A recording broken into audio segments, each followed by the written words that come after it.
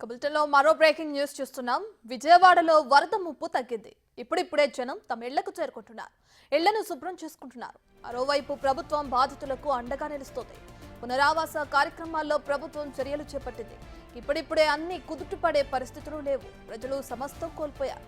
దీంతో వారు మళ్లీ పాత స్థితికి రావడానికి కొంత సమయం పడుతుంది. అప్పటి వరకు ప్రభుత్వం స్వచ్ఛంద సంస్థలు అందించే సహాయక చర్యలపై ఆధారపడాల్సిన పరిస్థితులు నెలకొన్నాయి.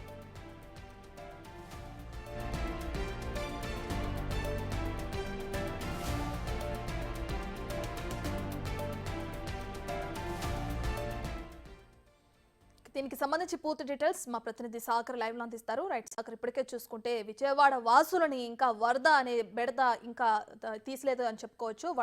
వరద నుంచి వాళ్ళు ఇంకా కోలుకుంటున్న సమయంలోనే ఈ బురద అనేది ఇళ్లలోకి చేరి వాళ్ళకి నిత్యావసర సరుకులన్నీ కోల్పోయి దీన స్థితిలో ఉన్నారు. సో వాళ్ళకి ఇటు ప్రభుత్వం కూడా నిత్యావసర సరుకులను కానీ రేషన్ కానీ పంపిణీ చేయనున్నట్లు తెలుస్తుంది.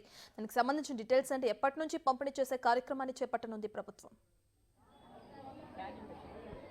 రత్న, ప్రస్తుతం కృష్ణలంక ఏరియాలో మనం ఉన్నాము. కృష్ణలంక ఏదైతే కృష్ణానది గట్టు ఉందో ఆ గట్టు రిటైనింగ్ వాల్ని దాటుకుని 10 అడుగుల మేర ఇక్కడికి వరద నీరు చేరుకుంది. కృష్ణలంక ఏరియాలో ఆ కరకట్ట వెంబడి ఉన్నటువంటి ఇళ్ళన్నీ కూడా పూర్తిగా నీట మునిగాయి. వాళ్ళందరినీ కూడా ఇక్కడే కృష్ణలంక ఏరియాలో ఉన్నటువంటి శాంపుల్ హౌస్లో అధికారులు పునరావాసం కల్పించారు. మనం చూస్తున్నాం, ఇక్కడ దీన్ని శాంపుల్ హౌస్ అని పిలుస్తారు. ఇక్కడ షెల్టర్ ఇచ్చారు వీరందరికీ కూడా. కృష్ణలంక ఏరియాకి సంబంధించిన ప్రజలందరూ కూడా ఇక్కడికి చేరుకుంటున్నారు. ఇక్కడ వారికి మంచినీరుతో పాటుగా బిస్కెట్లు, మెడికల్ సదుపాయాన్ని, మెడికల్ క్యాంప్ కూడా ఏర్పాటు చేయడం జరిగింది. గత 5 రోజులుగా కూడా వీరు ఇక్కడే రక్షణ పొందుతున్నారనే చెప్పుకోవచ్చు. మనం చూస్తుంటే కనుక గత 5 రోజులుగా కూడా, ఎందుకంటే వీరి ఇళ్లలోకి పూర్తిగా నీళ్ళు వచ్చాయి. ఇళ్లలో సామానంతా పూర్తిగా అసలు ఏ విధంగా ఉందనేది కూడా వారికి అర్థం కాని పరిస్థితిలో ఉందని చెప్పుకోవచ్చు. ఇప్పుడు ప్రస్తుతానికైతే వీరికి బ్రేక్ఫాస్ట్ ఇస్తున్నారనే చెప్పుకోవచ్చు. బిస్కెట్ ప్యాకెట్లని వీరికి బ్రేక్ఫాస్ట్గా అందిస్తున్నారు. పెద్ద అందరూ కూడా ఇక్కడే ఉన్నారని చెప్పుకోవచ్చు. ఏదైతే ముంపు ప్రాంతానికి సంబంధించి ముంపు ఏరియాలో ఉన్న ఇల్లు ఉన్నాయో, ఇళ్లలోకి నీరు చేరుకుందో వారందరూ కూడా ఇక్కడికి వస్తున్నారు. అసలు సదుపాయాలు ఏ విధంగా ఉన్నాయి అడుగుదాం. అమ్మ, ఏంటి ఇక్కడ అన్ని ఇస్తున్నారా? సదుపాయాలు ఉన్నాయా? ఇస్తాను అన్ని, కానీ ఈ కట్టు బట్టలతో వచ్చామండి. అన్నీ ఇస్తాను నీళ్ళలో నుంచి. ముందు చెప్పలేదు కదా, నీళ్ళు వస్తున్నాయి మరిన్ని నీళ్ళు అంటే బాగుండవు. కట్టకట్టారు అనుకున్నాం. ఆ కట్ట కూడా ఓటూసి నీళ్ళన్నీ వచ్చేసాయి. నీళ్ళలో నుంచే మేము వచ్చాం ముసలోళ్ళం. ఇంకా పడి కూడా చూడు అసలు. ఈ దెబ్బ అప్పుడు తగిలిందేనా? అప్పుడు తగిలిందే. నీళ్ళల్లో నుంచే మా అబ్బాయి వాళ్ళు ఇది చచ్చిపోతారు రానంటే బెండిముక్క నుంచి తీసుకొచ్చారు. మాకు కట్టుకోవడానికి బట్టలు కూడా లేవు. కానీ గబ్బగబ్బా వచ్చేసారు. ప్రాణాలు అరచేతులు ప్రాణాలే బతికితే చాలు. సామాన్లు మటుకు ఈ సంవత్సరం అందరు నష్టపోయారు. వాళ్ళ దయ దానాధర్మం. ఎన్ని రోజులైంది నువ్వు ఇక్కడికి వచ్చి? మేమా శనివారం రోజు వచ్చాయి, కడుక్కున్నాము. ఇళ్లలోకి వచ్చాయి, కడుక్కున్నాము. ఇంకా రావనుకున్నారు. ఆదివారం వండుకొని తిన్నాం. ఆదివారం నైట్ నుంచి పెరిగిపోయింది బాగా ఫుల్లుగా జనాలు. ఏంటి ఇక్కడ భోజనం కానీ ఏంటి సదుపాయాలు అన్నీ బాగానే ఉన్నాయి? అన్ని సదుపాయాలు బాగానే ఉండగానే వాళ్ళు తెచ్చేది పెరుగు కలుపుకొని, కూర లేదు అసలు, ఏమి లేదు. ఏం తింటామండి? అన్నం పెరుగు అన్నం కలుపుకొని తెస్తున్నారు. కప్పు చేరతో కలుపుకొని తెస్తుంటే పల్లెల్లో వేసుకున్న ముద్ద ఏం తింటారు? మీ ఇల్లు మొత్తం నీళ్ళలో నిండిపోయిందా? అస్సలు ఒక్క సుక్క. నా డబ్బుల కాడ మంచాలు పోయినాయి, నా టీవీలు పోయినాయి, మొత్తం అన్నీ. కావాలంటే మా ఇల్లు చూసుకోండి వచ్చి అన్నీ ఇక కట్టుకున్న బట్టలతో వచ్చాము మేము. కట్టుకోవడానికి తీసాం ముందు బట్టలు. వాళ్ళు ఏమని చెప్పారు తెలుసా? మీ సామాన్లు మేము కాపలా కాస్తాము, అన్నీ చేస్తామమ్మా, మీరు బయటకు వెళ్ళండి, కట్టుకునే బట్టలు తీసుకొని బయటకు వెళ్ళండి అన్నారు. మేము అలాగే కట్టుకునే బట్టలు తీసుకొని బయటకు వచ్చాం. ఆ సామాన్లన్నీ అలాగ ఉన్నాయి. వాళ్ళు తీసింది లేదు, ఇదైంది లేదు. మడిచిపోతే ఇక్కడ వరకు వచ్చింది. ఆ పిల్లాడు అయితే మొన్న ఈ పిల్లాడు అయితే చచ్చిపోయాడు ఆ నీళ్ళలో. అలాగొచ్చింది. ఇక్కడే వీరు బట్టలు ఇక్కడే ఉతుక్కుంటున్నారు. మొత్తం ఎలా అయితే ఒక 6 రోజుల నుండి కూడా వీరు ఇక్కడే ఆశ్రయం పొందుతున్నారని చెప్పుకోవచ్చు. అధికారులు కట్టు బట్టలతో ఇక్కడికి చేరుకున్నామని చెప్తున్నారు. చిన్న పిల్ల పెద్ద అట్లాగే సీనియర్ సిటిజన్స్ కూడా ఉన్నారు. మరి ఏంటి ఇక్కడ ఎలా ఉంది? అంతా బాగానే ఉందా మీకు సదుపాయాలు? బాగా చూస్తున్నారు. పిల్లలకి బిస్కెట్లు, పాలు, టిఫిన్ అన్ని బాగా పెడుతున్నారు. బాగా చూస్తున్నారు. ఓకే, ఇప్పుడు ఈ హాల్లోకి వెళ్దాం. పునరావాస శిబిరానికి సంబంధించి ఏదైతే ఉందో ఆ హాల్లోకి మనం వెళ్దాం.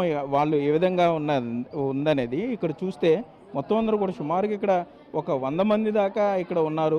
ఇంచుమించుగా ఇది చిన్న మినీ కళ్యాణ మండపంలా ఉంది. ఇక్కడే మంచాలు వీరికి ఏర్పాటు చేయడం జరిగింది. కట్టు బట్టలతో వచ్చారు. కొంతమంది అయితే తాము ఇష్టంగా పెంచుకుంటున్న కుక్కల్ని సైతం అత్యంత జాగ్రత్తగా ఇక్కడ పెట్టుకున్నారని చెప్పుకోవచ్చు. అట్లాగే మొత్తం అంటే ఇక్కడ అధికారుల ఏర్పాట్లు అంతా బాగానే ఉన్నాయని చెప్తున్నారు. చూస్తే కనుక చేతికి అందిన సామాను ఏదైతే ఉందో ఆ సామాన్ అంతా తీసుకుని వీరు ఇక్కడికి వచ్చేసిన పరిస్థితులు ఉన్నాయి. అమ్మ ఏంటి అంతా బాగానే ఉంది ఇక్కడ? బాగానే ఉంది కానీ మాకు వైట్ రైస్ పెడితే బాగుండు, పద్దాడ బిర్యానీలు పెడితే. ఇక్కడ షుగర్ పేషెంట్లు ఉన్నారు, బీపీ పేషెంట్లు ఉన్నారు, అన్ని రోగాలు ఉన్న వాళ్ళు ఉన్నారు కాబట్టి కొంచెం మంచి ఫుడ్ పెడితే కొంచెం బాగుంటుందని అనిపిస్తుంది మాకు వైట్ రైస్ కర్రీస్ ఏమైనా ఉంటే చాలండి మాకు శుభ్రంగా. పాలు బాగానే అందుతున్నాయి, పాలు ఫుడ్ బాగానే అందుతుంది, ఆహారం. నీళ్ళు తగ్గిపోయినాయా మీ ఇంటి దగ్గర ఇంకా ఉన్నాయంట?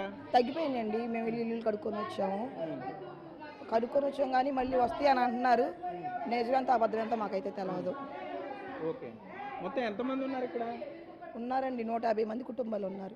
ఇక్కడ వరకు 150 కుటుంబాలు ఉన్నారు. ఇంకటైతే ఇంకా చాలా మంది ఉన్నారు, వేరే చోట ఉన్నారు. ఇక్కడైతే 150 కుటుంబాల వరకు ఉన్నారు. అంటే మీకు రోజు ఫ్రైడ్ రైస్ పెడుతుంటే ఇబ్బందిగా ఉంది? బాగండి, మసాలాలు కదా ఎలా తింటారు, పెద్దోళ్ళు ఉన్నారు, అరుగుదల ఉంటుందో ఉండకపోద్ది. పెద్దోళ్ళు ఉన్నారు కదా, వాళ్ళ తినలేకపోతున్నారు, పిల్లలు పెద్దోళ్ళు తినలేకపోతున్నారు. ఓకే, మనం చూస్తున్నాం ఇక్కడ సుమారుగా 150 కుటుంబాల దాకా ఇక్కడ ఆశ్రయం పొందుతున్నారని చెప్పారు. మొత్తం ఇళ్ళ సామాన్లంతా కూడా కొట్టుకెళ్ళిపోయినాయని చెప్తున్నారు. రిటైనింగ్ వాల్ ఉంది కాబట్టి తమకు ఏది కాదు, ఏమీ అవ్వదు, రిటైనింగ్ వాల్ అడ్డుకుంటుందని వీరంతా అనుకున్నారు. కానీ ఇక్కడ పరిస్థితి చూస్తే ఏమా కట్టు బట్టలతో వచ్చామండి. అయ్యండి రెండు జతలు తెచ్చుకున్నాం. అసలు ఏమి తెచ్చుకోవాలి, మంచాల బీరువాలతో సొత్త అన్నీ పోయినాయి. నీళ్ళల్లోనేవ్వండి అన్నీ వచ్చి చూడండి పని. మేము అబద్ధం ఆడతాం, అన్నీ పోయినాయి. అసలు ఒక్కొక్క బట్టతో వచ్చాము. ఇగో అన్నాలు, వాళ్ళు ఇచ్చిన అన్నాలు కూడా తింటలా.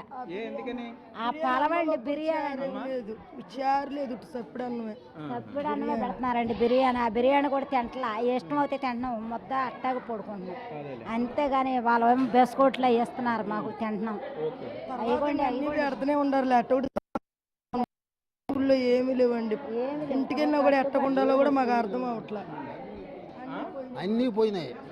అది ఏమో ఒకటి కూడా మొత్తం ఖాళీ. ఏదో ఒక్కటి కూడా మిగల్లా. ఈ మొత్తం అన్నీ పోయినాయి. టేబీ ఏసీలు మొత్తం పోయినాయి, కంప్లీట్గా పోయినాయి మొత్తం. ఓకే, మనం చూస్తున్నాం ఇక్కడ పునరావాస శిబిరంలో ఉన్న ప్రజలు వీరు చెప్పేది ఏంటంటే మొత్తం ఇల్లంతా కూడా నీట మునిగిపోయిన పరిస్థితి ఉంది, సామాన్ అంతా కూడా కోల్పోయామని చెప్తున్నారు. ప్రస్తుతం మనం ఉన్న ఈ కృష్ణలంకకి సంబంధించిన పునరావాస శిబిరంలో 150 కుటుంబాల దాకా ఇక్కడ ఆశ్రయం పొందుతున్నారు. మెడికల్ క్యాంప్ పెట్టారు, మంచినీటి సదుపాయం ఏర్పాటు చేశారు. కాకపోతే ఆహారం విషయానికి వచ్చేసరికి ఎప్పుడు వీరికి ఫ్రైడ్ రైస్ పెడుతున్నారు, దానివల్ల ఇబ్బందులు ఉన్నాయని చెప్తున్నారు. ఏంటి ఏమేమి టాబ్లెట్లు మెడిసిన్ ఇక్కడికి తీసుకొచ్చారు వీరికి? యాక్చువల్గా మెడిసిన్స్, బేసిక్ మెడిసిన్స్ ఇచ్చారు. వామిటింగ్ సెన్సేషన్, నాజియా అట్లాంటివి ఉంటే వాటికి మెడిసిన్స్ ఉన్నాయి. మళ్ళీ పారాసిటమాల్ ఉంది. ఇంకా జలుబుకి సిట్రిజిన్ అవి ఉన్నాయి.